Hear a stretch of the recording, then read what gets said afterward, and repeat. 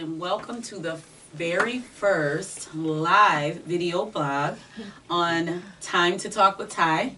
I just want to thank you guys for joining us, and I just want to welcome these beautiful ladies. I know them all very closely. They are very dear to me. We have Tashanda Thomas, and she is a wonderful mother. She is in human resources at RGH.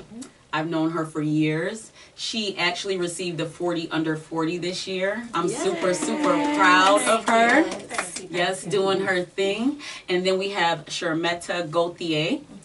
She is one of my longest, I mean, we've been friends for a long time. We've been through so many things together. But she is a mom, a wife, an entrepreneur, Beauty by Gauthier. If you don't know her, you better follow her so that you can go and get right, get those lashes and brows done. And then we have Henderson. She is amazing. She is an entrepreneur. She has come from a family-owned business, and she is going into another family-owned business. We are so happy to have her. She's actually leaving me, and I'm sad, but I'm going to keep in touch with her. I'm going to fly down to see her for the grand opening. And I'm just so glad that you guys are here today. We are going to get started, and we just want to talk a little bit. This month, Time is touching on health in all aspects. So physical health, mental and emotional health, healthy relationships, healthy finances, because we want you to get your year kicked off the right way. So I just want to start a little bit talking. I think we're going to start with Metta. Okay. We're going to start with Metta, and we're going to talk to Metta a little bit about healthy marriages. So Metta, you want to tell us a little bit? Metta has been married. She is married to my brother Angel Gauthier, and we love him to pieces. So look how she smiles when we talk about him. So I'm going to let her just talk a little bit about her story. Yes, well, this is my third marriage, sisters, so you guys know that. And I would say that there was a stigmatism that I felt going into my third marriage. I was like, oh my gosh, I feel like I failed. You know, I failed the first marriage, and now I went through a second, and now what am I going to expect? What to do? Do I even want to be married again? Right. You feel like, okay, I don't even want to be bothered again. Right. So I would say that before I entered into dating Angel, I didn't want to be married. I was like, thank you, but no thank you. Right. But I took time to learn me again, to learn what I liked. Who are you? And I think a lot of times when you're in a marriage and you lose yourself in the marriage, you don't know what you like anymore, who you are anymore, what do you have to offer, what's wonderful about yourself, or anything like that. And I had completely lost who I was. Right. I didn't mean to get a little choked up there. But you do lose who you are. Right. And I took time to find out who I was. And in the midst of that, God brought this amazing guy, Angel, into my life. And it kind of did a 360 for me. I went through my first marriage was, you know, you have this biblical aspect that says, get married, you're having a baby, get married. So you do, and it's not the thing for you.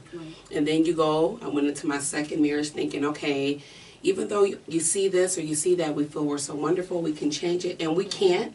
As wonderful as all you ladies are, we don't control that. Right. So, and then into this one, I said, okay, I'm gonna just be me.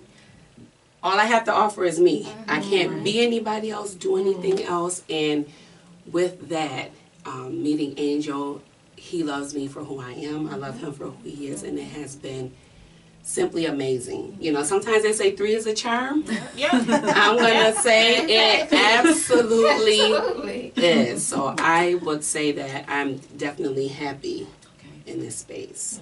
Very happy with being. The stigmatism is gone. I'm free to be me. I'm free to love, and I don't have to hide anything about me. This is who I am, and I've embraced that, and he embraces that. Right. I love that, and I love just seeing you happy, and I can see that. You know what I mean? Before, you know, when we're talking, laughing, we're always the same. So we have joy when there is no joy.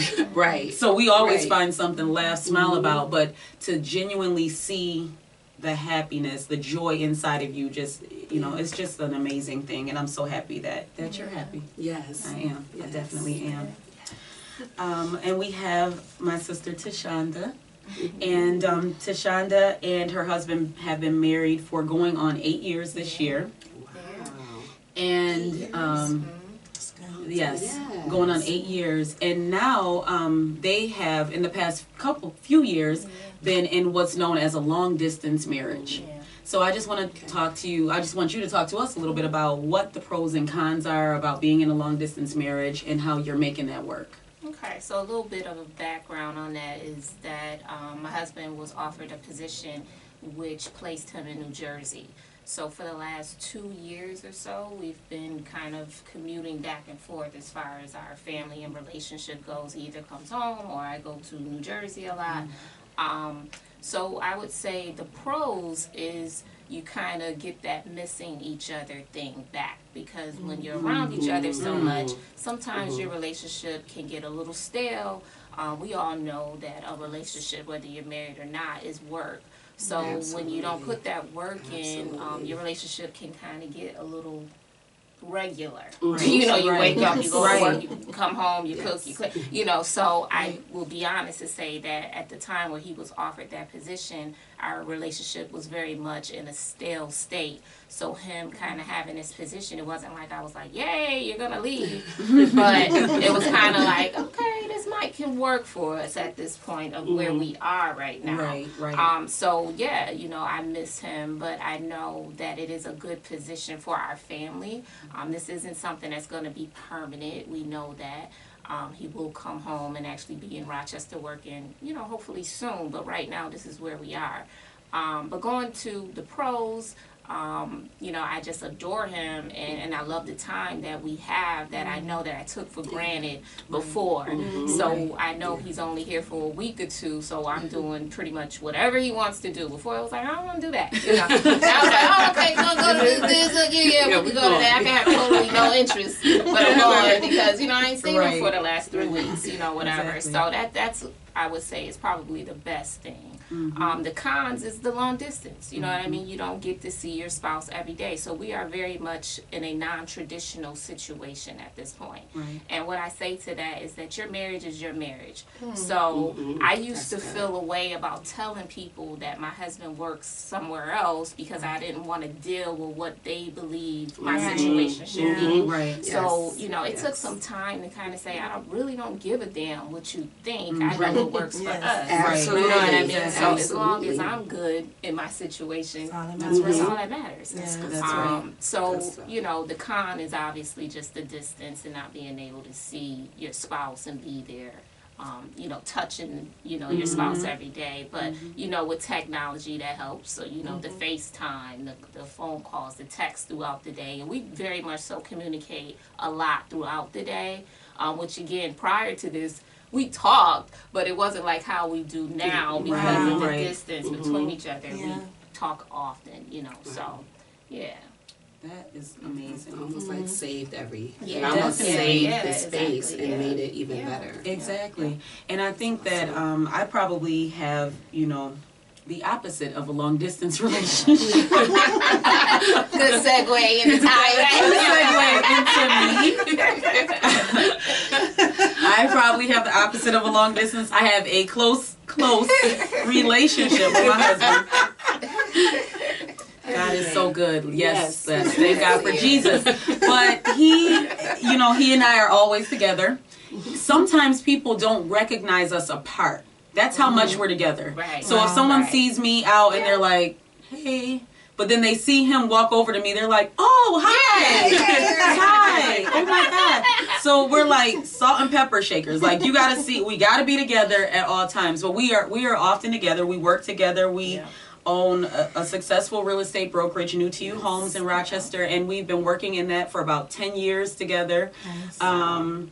And it's one of the reasons I wanted to have Tyme so I can kind of have an outlet, because we're always in each other's space.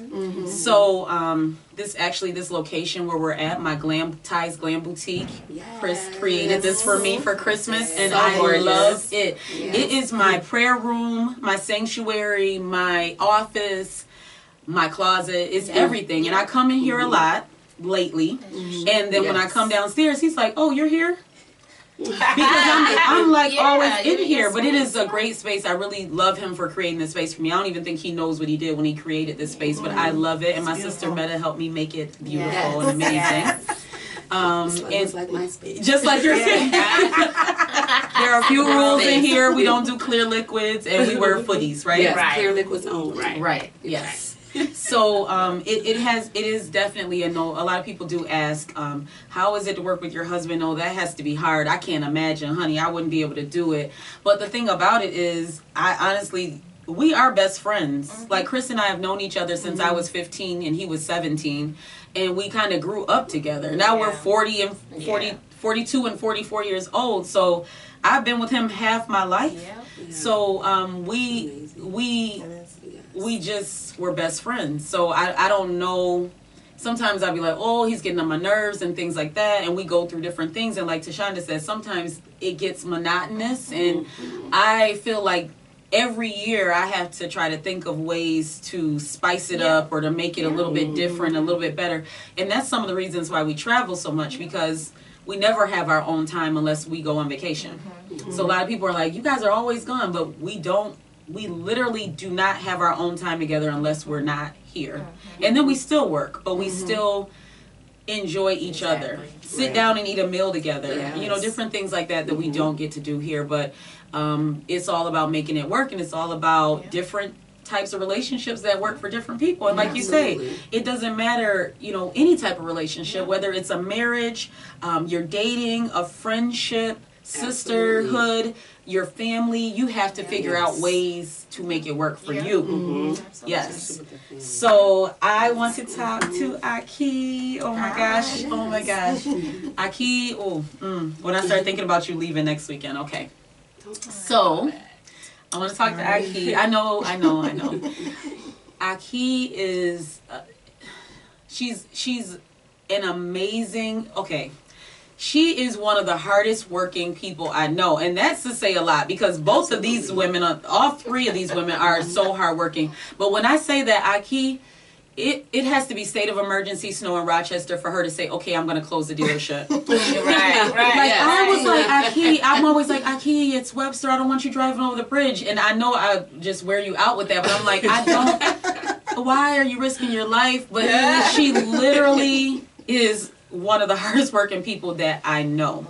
And with her being hardworking and successful, independent, you know, owning property, just doing everything on her own, and being single. Like, sometimes you say, well, what do you need an actual man for? What do you actually need a husband for? You know, people look at you and they say, well, what do you need?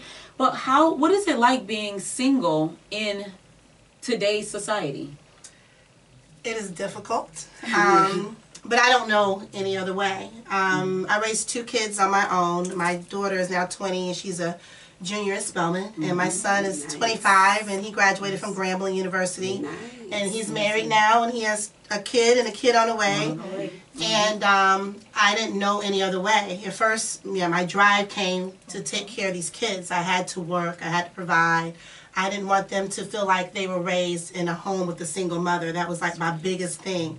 So I was like, my kids are going to have everything that a kid with 2 parents. So we went on vacations. We went to Hawaii. We did Disney World, and we went to the beach every year. I mean, they went to the best schools. I always lived in the best, nice neighborhoods, and it was good. But then after they kind of left and had their own life, I was stuck trying to figure out who I was. And so I do want to be married, but whoever the Lord has for me has to be able to, like you said, accept me for me, because I am very strong. I do whatever I want to do, and I have to have someone that can embrace that and love that about me.